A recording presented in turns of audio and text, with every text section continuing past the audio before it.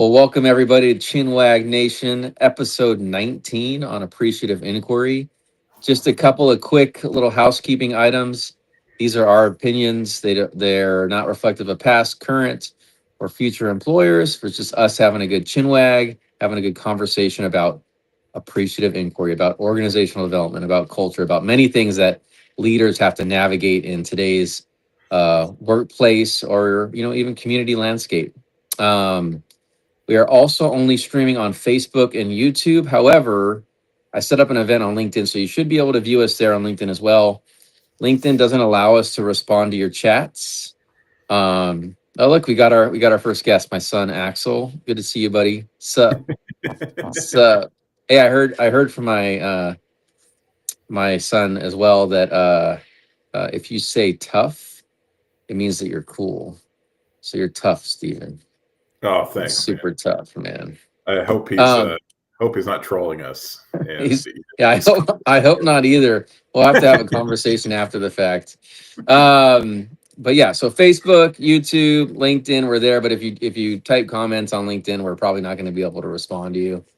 We're talking about a subject tonight that's really passionate for both of us. Steven and I are both very much in the space of invest in our people, strength-based focus, put people where they're going to be most successful. And we're gonna talk a little bit about that tonight. We'll talk about the different principles of appreciative inquiry. We've done this in the past, but this is really important under the this current series in terms of those tools that you'll want to use to actually develop your organization. And if you've played around with any methodology or any tool or any discipline, any practitioner knows it's a mixture of things, right? It's a mixture of lean, it's a mixture of appreciative inquiry and strategy and process improvement. It's not just one thing to develop your organization. You have to do many things to develop your organization, and having a strength-based focus is one of those. So why are we doing this? Our vision is to build lasting leadership communities. We want you to connect with us, want you to comment, we want you to reach out. We'd love to build community with you. We encourage you to build community with others because our mission is also about doing the hard stuff together. We're not meant to do things alone. And so, build community with us. We'd love for you to do that. Hey, Carla, good to see you. Thanks for joining us tonight. All right, so let's just dig into it. Like yeah, appreciative man. inquiry, it's a great theory, right? Like this idea that if you put everybody in their strength space, if you put everybody where they're going to be the most successful, your organization will thrive, right? And people will want to actually move towards what you're developing and what you're building as an organization. Um, and I think that there's a little bit of tension though Yeah. between how we're naturally wired and this idea of like starting with your positive core, starting with your strengths and building from there. We're naturally wired in our brains, right, to identify threats or gap. Like, is this person safe? Is this situation safe? Is who I'm working with safe? Is where I'm working safe? And then you kind of go from there, and right, you weave in our personal beliefs and the things that we kind of carry with us from our past as well. But I think that there's this natural tension between somebody who has to lead people and look for opportunities and problems and plan around that, and this idea of like creating enough space where people can actually operate in their strengths, even though they might not be necessarily addressing one of their gaps, right? As For a sure. as a person. And so I think there's this natural tension. Like, how do you work through it? How have you worked through it? When you're leading people and leading organizations. I think it's a couple of things. One is trial and error, right? Okay, Because that's I fair. think the approach of appreciative inquiry is not super well known, at least in the organizations that I've previously have worked in. When I would take the what used to be called an AI approach, appreciative inquiry approach, it was it definitely kind of against the grain on. Yeah, I mean, and I would say like organizationally and foundationally, how organizations have been built, right? So you, even when you're hiring for a position, right, you're looking for a particular skill set or sure. Yeah, somebody who can address some type of gap or some type of challenge or some type of workload, right, that's coming. And then kind of going about the appreciative inquiry approach in the 4Ds, which I'm sure we'll talk about today, right? Learning about like what truly is somebody's strengths. And sometimes that takes overcoming, I would say, years of conditioning, because strengths, I think, for a lot of people are, what do you feel like you're good at? Right. You could Sure. be, And many people have probably never been asked that question. yeah. Well, I And mean, most of their yeah. Yeah. I think of like job interviews, I think is when I've been asked that question the Mhm. most. What are your strengths? Right. And Yeah, right. I feel like that always translates to like, what are you good at? Sure. Just because you're good at something doesn't necessarily define that as a strength in my book. Like Sure. Okay. I Fair think enough.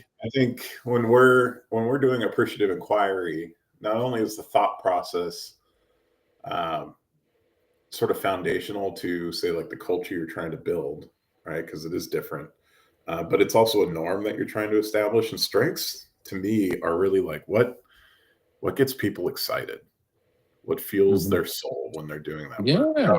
Now, if they're good at it and they really love doing it, like it's an easy strength identification. But Do you if well just really quick, I mean I get that, but there's a certain aspect of what you're describing where as a leader, like you can color with in between the lines, yeah, and to the job description, right? Now I'll let you play in your strengths within your job description, yeah, right? Or I'll let you play in your strengths and what you're good at. It could be a strength or not a strength, but I'll let you play in your strengths, the things that you're talking about, fill your cup.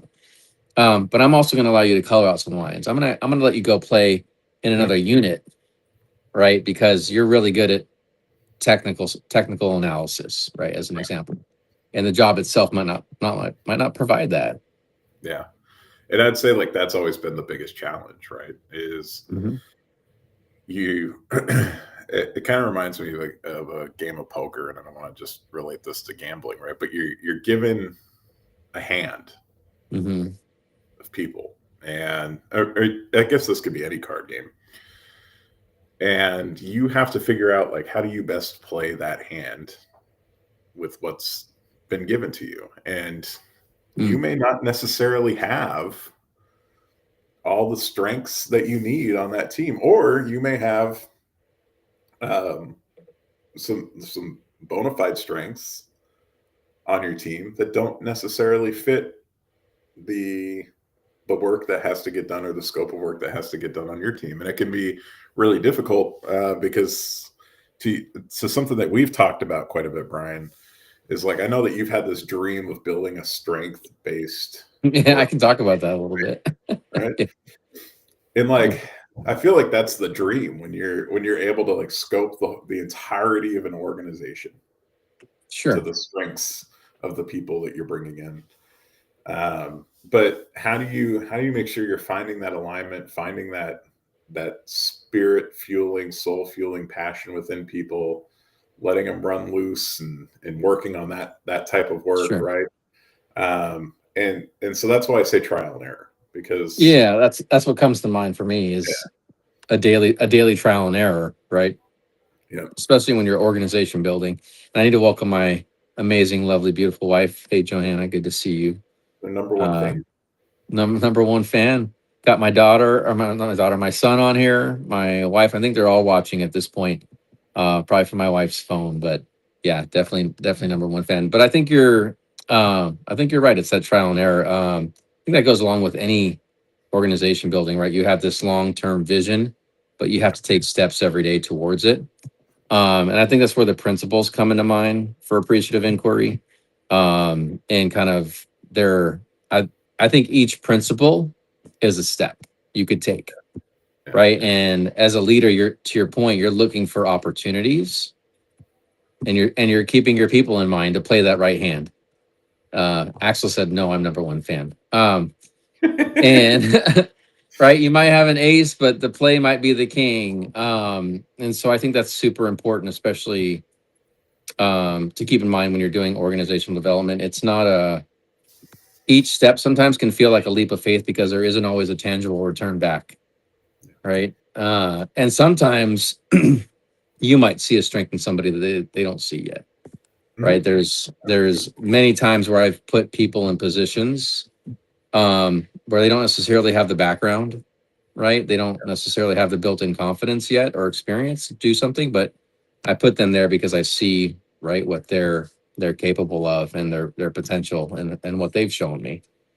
And it's rarely ever like it rarely hasn't like ever like not worked out. I know I think that's a double negative for those English majors out there, but um but it's never, it's always been successful for me when I've taken those risks, especially focusing on somebody and what they're good at and what their strengths are, and putting them in a space for them to trial and error at it on an individual level.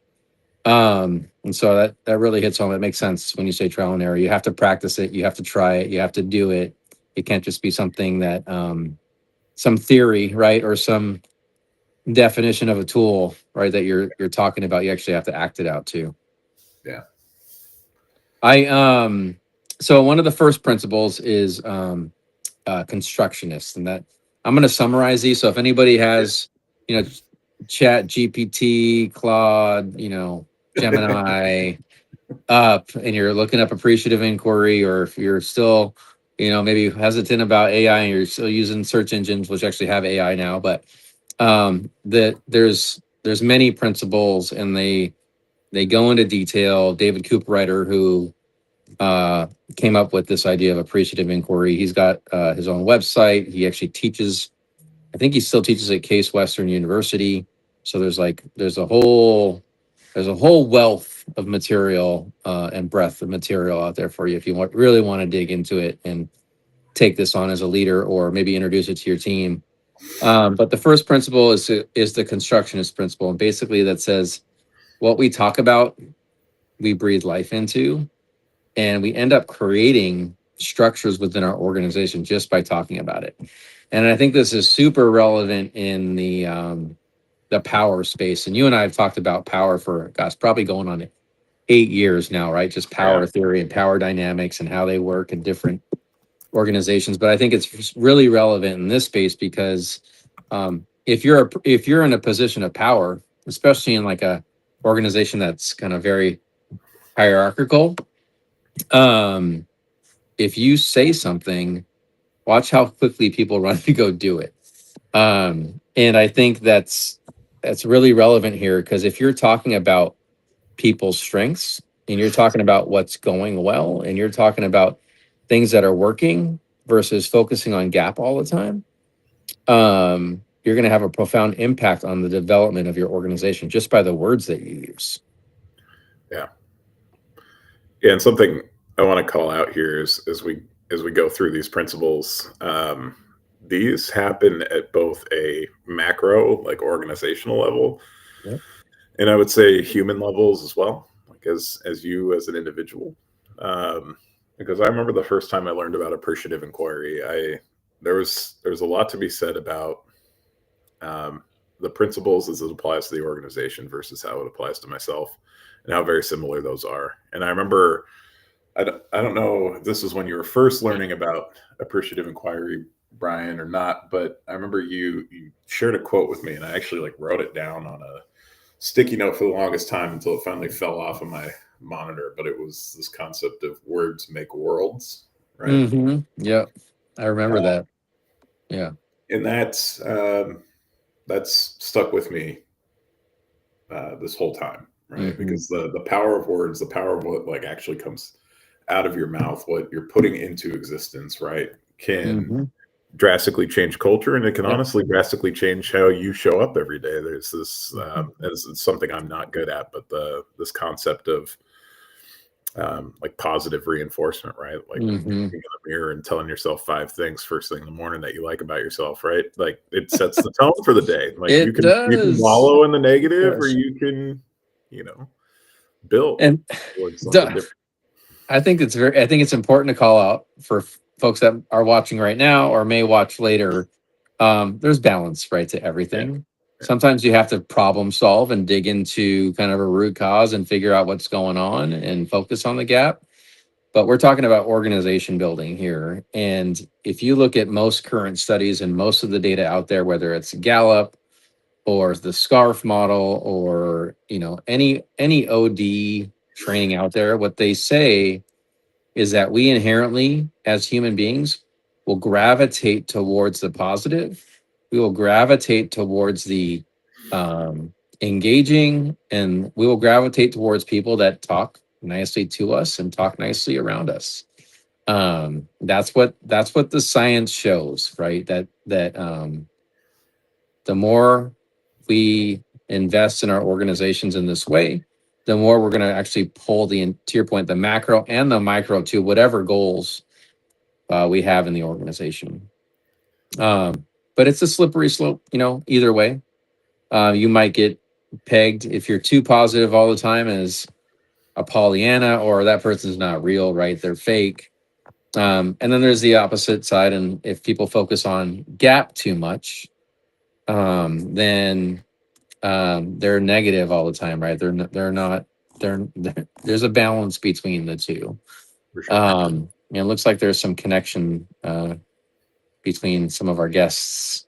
Claire Bailey is on. Hi, Claire. Good to see you. So I think you're spot on, in the importance of, making sure that there's balance there too. Yeah, I mean, there's opportunities to be realistic and pragmatic, right? And I think you always should be. You should just understand the intent of where you're coming from. What foundation are you using, right? Because we even talked about this in a previous episode where, like, now more than ever, the way that we consume information and the way that it's presented to us is primarily negative, like 3/4 of the time, right? And so a lot of times you're building off of this. Well, I would say it's a constructionist foundation, but is it a positive one or a negative one, right? Because to just take in this very reactive, emotional type of information that impacts how we show up every day. I mean, if I think about all the TikToks that I send you, which are many, they're usually ones that make me laugh. See, I need to log into the only time I see your TikToks, Brian, is if you I send them. That's why I send them your message. Yeah. But Facebook Reel, TikTok, like I usually send you the ones I laugh at or that I think you will think are funny. I think that just reinforces we're drawn. I think we're drawn to both sides. Both the negative and the positive can be addictive. And to your point, right, the intent has to be there every day to actually reinforce what's working well. The other principle, and we'll just keep moving along. This is a mouthful. So if you're out there, I'm sure there's a phonetic spelling of this, that'll break it down for you. But simultaneity. The principle of simultaneity. So simultaneous, like happening at the same. I think that's where it's supposed to come from. But basically, what we look into, what we're curious about, we inherently shift. So if you talk about this idea of organization building up an organization, if we all get curious about the same thing, we actually all move towards that same thing and want to work on it. And so it's an extension of energy, right? Like whatever we pour energy into, whatever we look into, we actually move. We move and develop that thing, which is kind of a mind-blowing thing to think about, right? But you see it happen all the time. If we look back at our last episode on lean in Japan, right, they pull a cord and in a factory, if there's an issue and everybody rallies around that issue, and guess what, they fix it, they shift it. And so and I'm sure you've seen it play out. If you're a sports fan, football, right? Like if there's somebody with the ball running with the ball, if they all rally towards that spot, they're going to shift the outcome of the game, right? And so I think there's a lot to this. There's a lot to that principle, and especially when it comes to organizations, but it's a mouthful.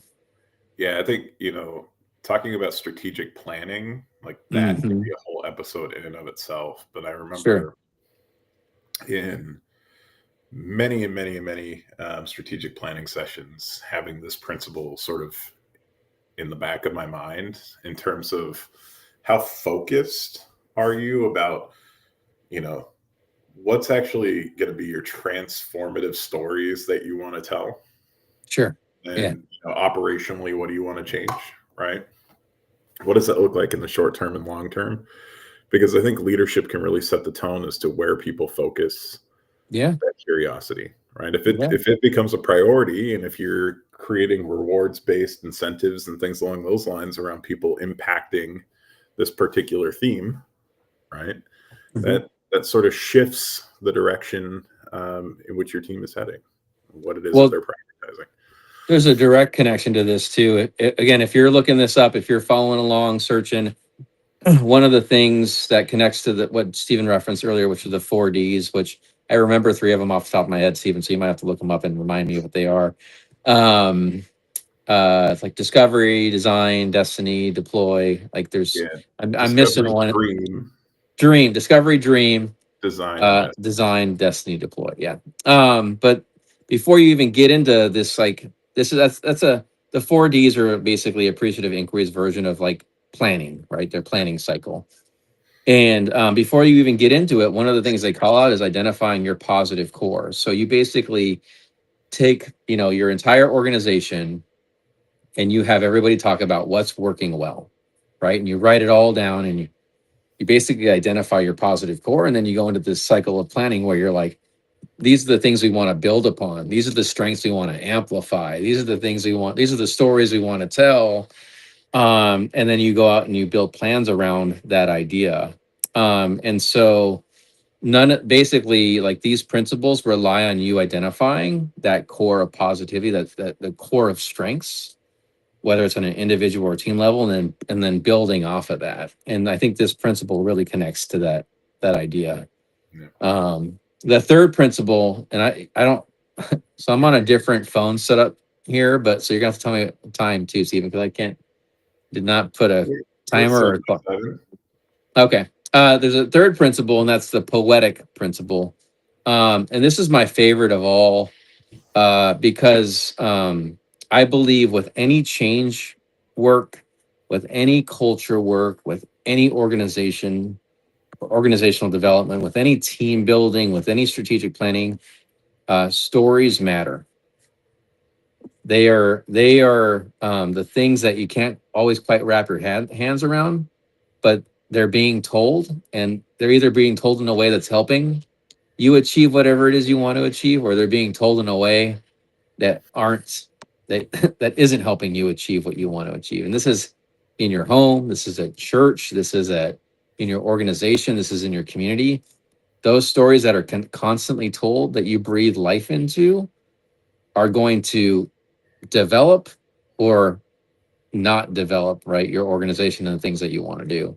It's probably my favorite principle, right, of all, because stories are connected really to all of them in many ways. Perception is reality.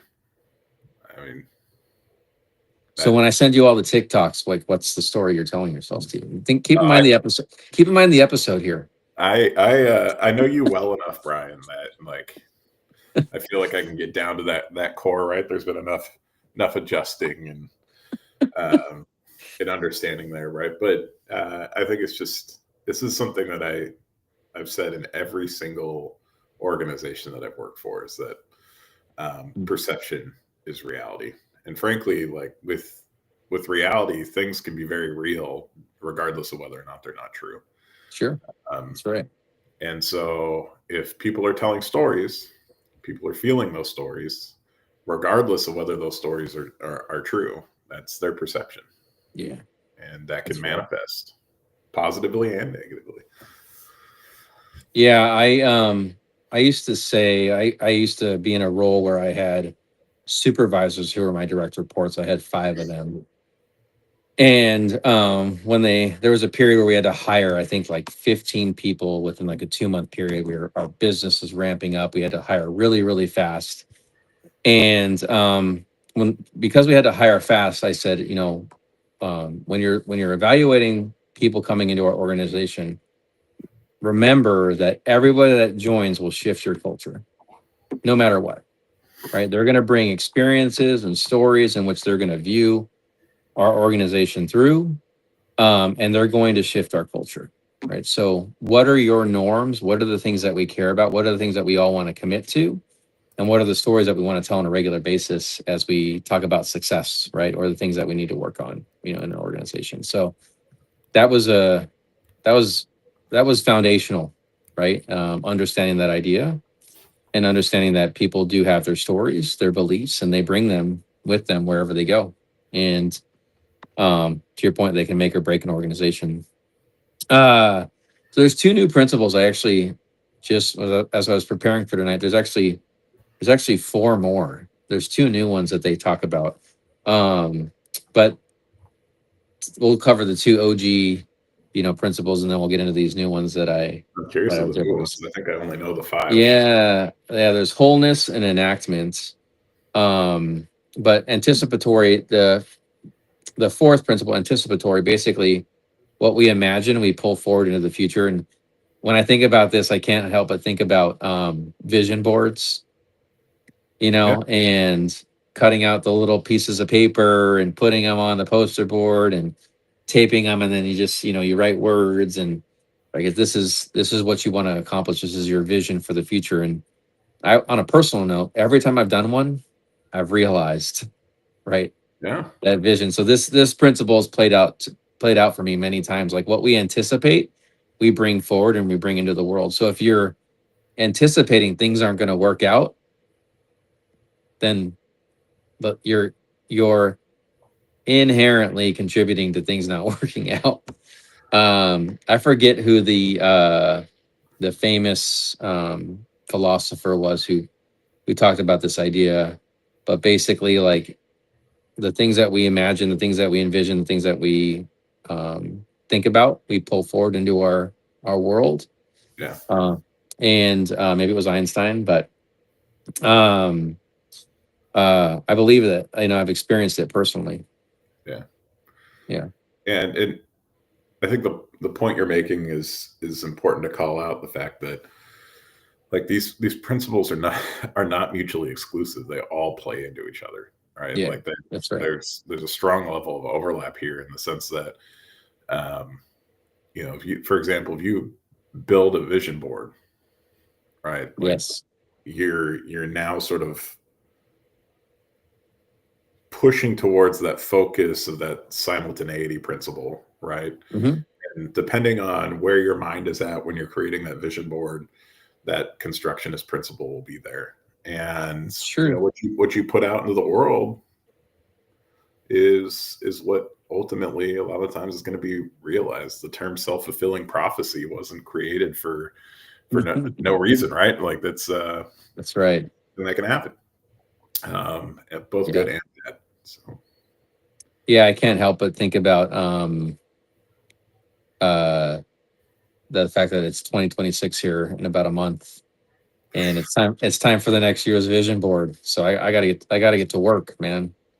I think I'm gonna do one. It's been about a year or so, but I think I'm gonna do one this year, for the next year, because I've got some high hopes for 2026. See, I'm that's already awesome. practicing and putting it out Yeah, there. that's great. 2026 is gonna be great on many levels. The last one actually ties back to what we were talking about earlier, and that's the positivity principle, right? And it ties back to the brain science idea, where how our brains work. We're always observing and sensing for threats, and so we can make ourselves as safe as possible. And depending on how we grew up in our life experience, that threat can be intensified based off of what it is we're seeing and the information we're processing through. And this basically states that by focusing on the positive, we actually minimize that threat factor, and people will actually rally around that positive core, rally around that energy, and want to be part of it. And so, if you're thinking about organization development and you're building organization, and you want people to actually gravitate towards the thing, don't make sure they see the positive contribution they're going to make towards that change, and like what they're going to do and how they're going to impact that in a positive way, and how their work connects to things in a positive way, versus they're not doing enough and therefore the change has to happen. You're going to get a lot more people on board and excited about things than do the positivity principle than the other way around. Absolutely. And again, as we talk about like macro versus micro, right? Like I think that from an organizational level, a team development level, organizational development level, like that's spot on. But I think when we're thinking as like individuals as well, right? If you're finding yourself constantly in a reactive state, you know, where your amygdala is triggered at work and your adrenaline is going and you're getting upset and you're Some getting, people might need to chat GPT some of this stuff, but yeah, the psychology behind it all, right? But yeah, I remember I had a boss um, gave me some really good advice because I can get passionate about certain things, yeah, and I remember he was like, "You gotta let go of that anger, man. You know, even though mhm, it's justified." Um, because he was like, "It's just not healthy." yeah, Right? And it just kind of like yeah. put things into perspective. I was like, you know what? You're right. It's not healthy for me to It's just hard. like to come from that Yeah. foundation, right? Of like how I'm reacting to certain Hmm. things. And it was a really good blind spot for me to learn and develop Hmm. um, in my professional life. So, you know, be I thinking love about it that. from the individual level as well. Yeah. So if you're just joining us, well, thank you for those that have joined us tonight. Really appreciate it. If you're just joining us, we're talking about appreciative inquiry. We're walking through the different principles of appreciative inquiry. It's this idea that the stories we tell, the things we talk about, the things we get curious about, the things we focus on in a positive way can help you shift and develop the organization you're in. And you don't have to be a leader of people to have influence. Just by taking these steps daily on your own, you can have influence in your organization with your peers, with your customers, with your church community, your life group. um, you can have this type of an impact within your own sphere of influence in your own bubble. So um, these are not just within an organization. This is about building your community. This is about building the things that you engage in on a regular basis too. Uh, so we talked about constructionist principle, which is what we talk about, we create. We talked about simultaneity, what we look into and get curious about, we pull towards us. We talked about poetic principle, which is the stories that we tell. Anticipatory principle. That's another. There's a lot of mouthful principles, but Uh, what we imagine, think vision board. We inherently pull towards us, and then positivity principle, which is if by focusing on the positive, you'll bring more people along than always focusing on the negative. And there's balance, right? If anybody's familiar with toxic positivity, right? There's an environment where you can't talk about what's wrong, and that's not what we're trying to create here. But we are talking about developing your organization, and both have a place and both have a role. The last two principles, and Stephen, if you're tracking chat, great. I don't know if there's anything new. yeah, it's I no, I need to open it back up because think it said good evening, Johanna Johanna's from Carla. been saying hi to everybody. Yeah, love That'd be it. great. She's our de facto chat person. I don't have any rules, so if we get folks on here saying all kinds of crazy stuff, she'll probably just have to correct them. Um, uh, all right. So the last two principles are wholeness and enactment. And wholeness basically is this idea of bringing all the voices and perspectives and views and beliefs and creating as an inclusive an environment as possible. Right. So we are bringing the whole to the table as it relates to developing our organization. We're not leaving any perspective out. And if you there's we're actually going to talk about this in a later episode. There's this idea of building an organization through dialogue or building an organization through diagnostics. And I think what connected for me here is um, if you want to build an organization through dialogue, you need to create environments where everybody can show up in that space, right? And it might be a collective space, it might be individual spaces, but everybody should feel like they can contribute to whatever it is you're trying to shift or move, Yeah. right, in an organization. Yep. I agree, man. I know we're at about 7:19. You told me to keep an eye on time, and I think just pretty quickly before we move into our sort of like open moment where we can ask people to provide questions. Yeah, I think it's important to piggyback on what you were just talking about, Brian, in the sense of like, why apply appreciative inquiry? Like, what are you getting from this approach, right? You talked about inclusivity, and what I've noticed that it's a great way to reduce blame and conflict in an organization. That tends to be an issue, and it creates a culture of appreciation and continuous improvement, right?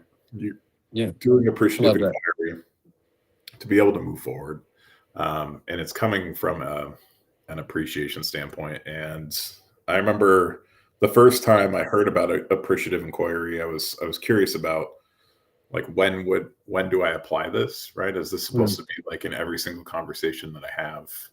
And I was just taking some mental notes for myself before we hopped on. And I think I found that the times that I've used the appreciative inquiry framework the most is when I'm doing strategic planning and visioning, doing anything as it relates to organizational change and culture building. I would say like team development and engagements is a great time to use appreciative inquiry. Leadership development and coaching is a great time. And I think the time that I've had to use it the most and when it's been most challenging is problem solving with a positive lens. And I think we can use examples of that that could take up the whole entire hour, right? But I've also found appreciative inquiry is a great foundation when you're building events. Like, how are you structuring your agenda? How are you structuring your messages? How are you structuring the stories? How are you building out the breakouts? How, that kind of intent, I think, is really important. And I don't know, I just felt like I should share that because I know we have a lot of individuals here who are interested in developing their leadership skills. I don't want to say becoming leaders because they're already a leader, right? Yeah. And so it's important to know, like, where do I put my foot in the door and actually try this stuff, right? Yeah, no, I love that. Apply to go ahead. Oh, that's it. That's all I got. Oh, Johanna said it's a tame chat, so I'm going to spice things up before we get to the last principle. Oh, man. Poll for those that are still on: is it inquiry or is it inquiry? Oof. Like, how many of you had pecan or pecan pie for Thanksgiving? Tomato, potato. But just a little poll for you all. I should probably set that up ahead of time. All right, last principle, and then we'll get to any questions that folks have to close out our time. The last principle is called the enactment principle. I think there's like a rule. If you have a principle in appreciative inquiry, it's got to be multiple syllables. But an enactment principle. But what's basically is you pretend like the future's already here. And I thought this one was probably the coolest out of them all, right? Like, you basically act as if the future you want is already here. Yeah. I like Right? that. So, like, and I think that basically allows you to work backwards to the other principles and actually live them out, and practice them. But you pretend like the future is already here. Like, so, I'm super successful and everything's I'm a bazillionaire. You just pretend like that. I don't know if that would work out very well. I'd probably be spending way too much money, but yeah, immediately like maybe this is my own like negative foundation, right? But I'm like flags, right? Like, don't go and buy the Lamborghini. Yeah, right. Well, I think that by thinking about the future though, now it actually challenges, to your point, any negative self-belief or any negative beliefs you might have about the organization. It actually it might be a way to counteract that. So all right, well, hey, we're wrapping up. We covered the many principles of appreciative inquiry. If you're an AI fan, I'm sure there's a platform out there for you to pop this in there and get some information, and learn more, or again, a search engine which has AI on there like Copilot, and check it out. But if you have any questions now, we'd love to hear those. And there is a bit of a delay in the chat, so Yeah. Okay. we'll pause and wait. But yeah, something else that we always try to invite, because I think we've got some new folks on today. Thank you for being here. Is if there are topics that you're passionate about or want to know more about, or even challenges that you might be facing in your workplace, or struggles in finding or defining a community, bring that to us and we'll happily talk about it. Yeah, great invite, Steven. Absolutely. We come up with these things because we're passionate about them. We like them and we talk about them. But if there are things that you want us to talk about, we'd love to dig into that too. So great call out. Carla says, I think it works best like that. Carla, thank you so much. Because there's a delay, there's like a few minute delay. I'm not sure what you were referencing, but at least it's something positive resonated with you. And so that's good. But if there are any questions, please pop those in chat. Otherwise, we will wrap up here right at 7:30. Steven, I don't know if it's 7:30 yet, but it's 7:26, buddy. Okay, so we got about 4 minutes. Any questions, we'd love to hear from you. And what are your thoughts on enactment, Steven, while we wait for folks? So there was, I think, like 4 new principles that you sort of threw out there that I call emerging principles, right? You talked about wholeness and enactment. Yeah, that's it. Those are the only 2 ones that I know about, but there might be more. I might be more. immediately looked it up to not get like caught on my heels here. And there's also free choice and narrative principles. Okay. So see, constantly expanding, right? Yeah. I mean, I love this kind of stuff, man. I think it's just such a healthy foundation to really change the psychology of how we show up in a way that influences culture while still striving to get the difficult stuff done, regardless of whether you're doing a traditional model or not. Yeah. It takes an immense amount of practice, but at the same time, what I love about this, just about anything that we talk about, is no matter how seasoned you are as a practitioner of these tools, I still find myself frequently being challenged or having to do the self-development that's required to be able to use this tool set. So it's a journey of growth for me personally. And that's why I feel like so compelled to talk about the micro level sort of approach to appreciative inquiry here, versus just about the organization, because it's very easy to focus on the organization, but in reality, it's a ripple effect. If you're showing up stronger, positive, future looking in an appreciative way, like that's going to ripple out across your organization, right? Yeah. And Carla, I think, shared something. She says, I haven't worked in years, so I've enjoyed this, opening my mind up again. And I think, Carla, and for anybody listening, this is in your workplace, this is in your community groups, this is in your home, right? This is in your faith-based organization too. These can have a profound impact there, as well as Steven shared. So thank you all so much for joining us, those that were able to make it. And if you're watching after the fact, please reach out to us if there's anything you want us to dig into, if there are questions you have, or you just want to build community. We'd love to hear from you. Have a great night, everybody. Have a great